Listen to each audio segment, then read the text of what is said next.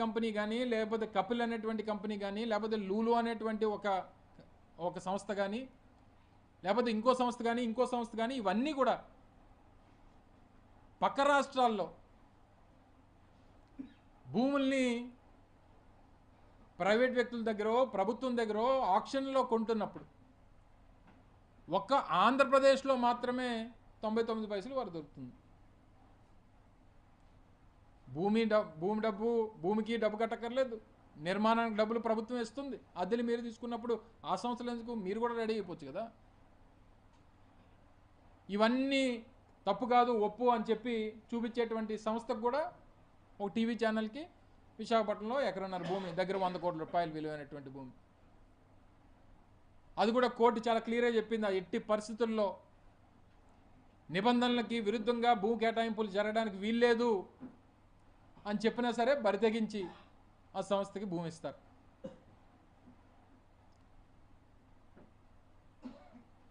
మరి real estate కంపెనీలకి భూములు ఇవ్వడానికి మీకు అధికారం ఇచ్చిందా ప్రజలు? మీరు పాలసీలు దాని తగ్గట్టు చేస్తారా?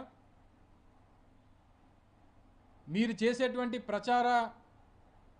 ప్రచారం వల్ల ప్రజలకి ఏది నిజమో ఏది అబద్ధమో తెలియనటువంటి పరిస్థితి అయిపోయింది. పోనీ అదే 99 పైసలకి అమరావతిలో ఇవ్వచ్చు కదా. మీ సోకాల్డ్ మీ దేవతల రాజధాని అమరావతిలో చివరికి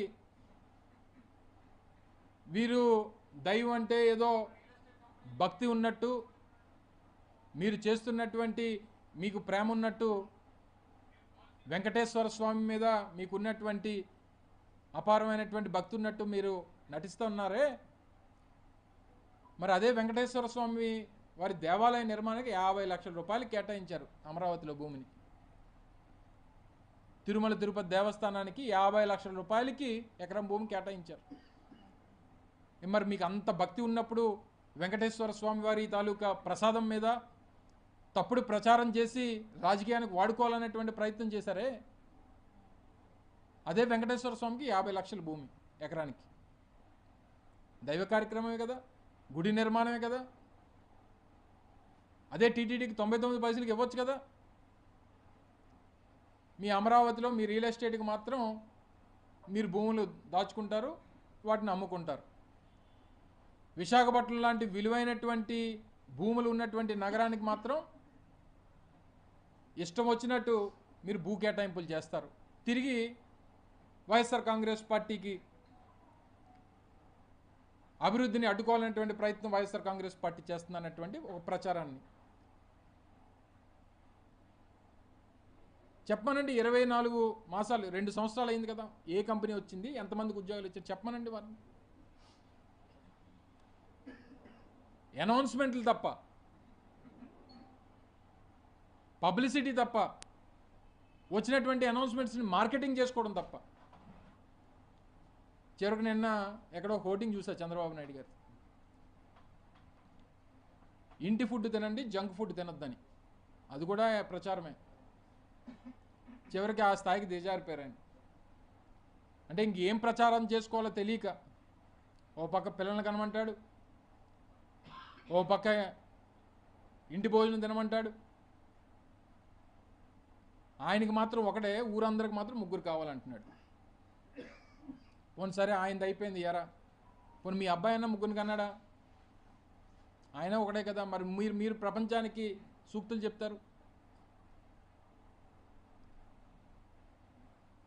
మళ్ళీ తిరిగి 3వ బిడ్డ కంటే సంవత్సరానికి ఎంత 25,000 ఎంతో ఇస్తానని చెప్పని అంటున్నాడు. నువ్వు ఇచ్చినవన్నీ నమ్మి ఇప్పటికే మోసపోయారు 2 సంవత్సరాలు.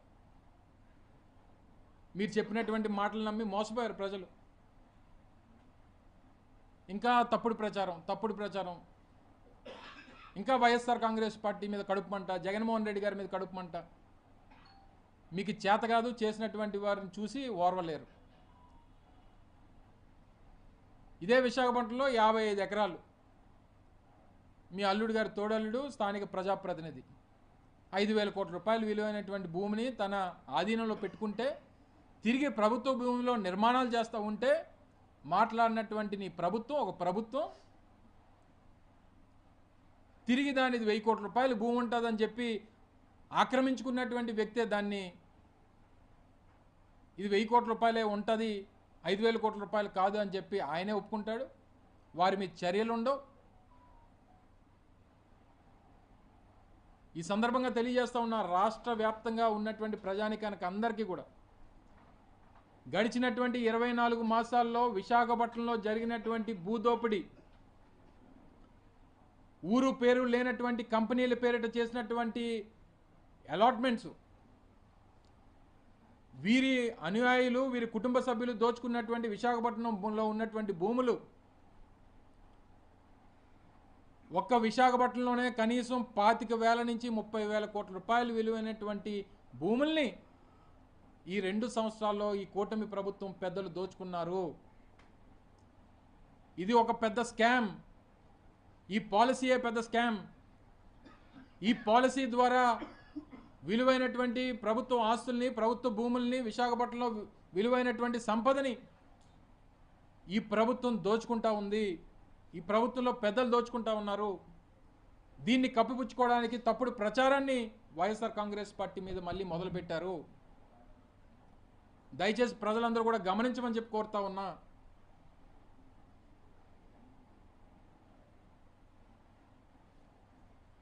దాదాపు 2 సంవత్సరాలుగా ఒకటే ప్రచారం.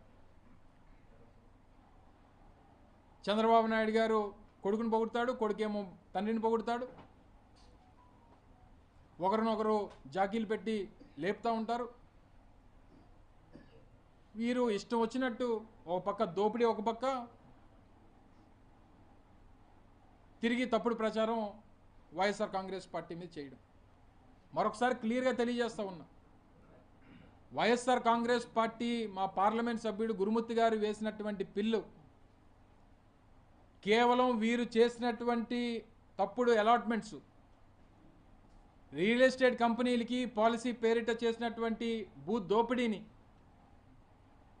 వీటిని అడ్డుకోవడానికి చేసినటువంటి ప్రయత్నం, మరి ముఖ్యంగా ప్రభుత్వ ఆస్తిని కాపాడాలన్నటువంటి ప్రయత్నం, విశాఖపట్నంలో విలువైనటువంటి సంపదని కాపాడాలన్నటువంటి ప్రయత్నం తప్ప ఈరోజు ఏ సంస్థ విశాఖపట్నం వస్తామన్నా, ఏ సంస్థ ఈ రాష్ట్రానికి వస్తామన్నా పెద్ద మనసుతో ఆహ్వానించేటువంటి ఆలోచనే వైఎస్ఆర్ కాంగ్రెస్ పార్టీ తప్ప, మీరు చేసేటువంటి దోపిడీని అడ్డుకోవాలనేటువంటి ప్రయత్నం వైఎస్ఆర్ కాంగ్రెస్ పార్టీ తప్ప. చెప్తా ఉన్నాం కదా, హెరిటేజ్ని పెట్టమనండి, ఒక సాఫ్ట్వేర్ కంపెనీ పెట్టి ఉద్యోగ అవకాశాలు ఇమ్మనండి, తీసుకోండి భూమి. అంతే తప్ప కేవలం ఒక టీసీఎస్, కాగ్నిజెంటో, గూగుల్లో కంపెనీ పేరు చెప్పి వర్సా లాంటి దొంగ కంపెనీలకి, లేకపోతే మొన్న ఒక సెమీ కండక్టర్ కంపెనీకి తరువాడలో ఒక 30 ఎకరాలు, ఇలాగ లేనిపోయినటువంటి